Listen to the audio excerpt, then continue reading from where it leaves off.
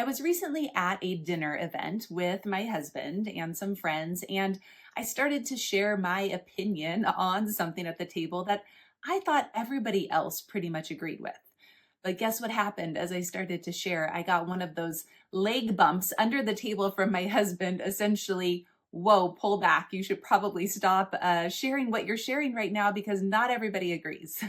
And so, what happened in that scenario was I experienced a cognitive bias called false consensus effect.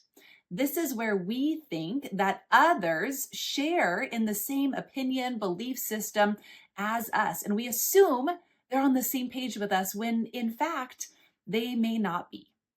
This impacts us in the workplace all the time. Leaders will run in one direction thinking everybody's on the same page, everybody's on board, when in fact they're not. Or we assume everybody wants to approach work and schedules in the same way we do. We assume everybody wants to show up on time to meetings in the same way that we do. Assumptions, they kill everything, right?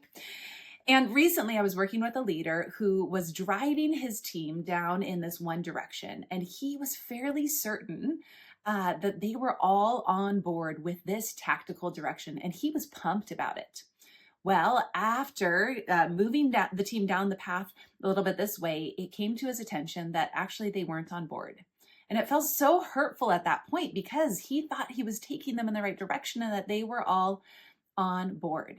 And what needed to happen was go back a couple weeks before heading that direction and truly pause, slow down, and facilitate a conversation to get good feedback from your team before marching forward. And that doesn't look like just saying, hey, here's where we're heading. Do you agree? If we ask something like that, then most folks are just going to say, yep, we're on board. Instead, it takes more thoughtful question asking. So maybe you share your thoughts on something, you share a direction you want to take the team, and then you ask things like, what about this resonates with you? What are you excited about in terms of what I just shared? And then you ask, what's surprising you? What's catching you off guard in this? And then what questions or concerns do you have?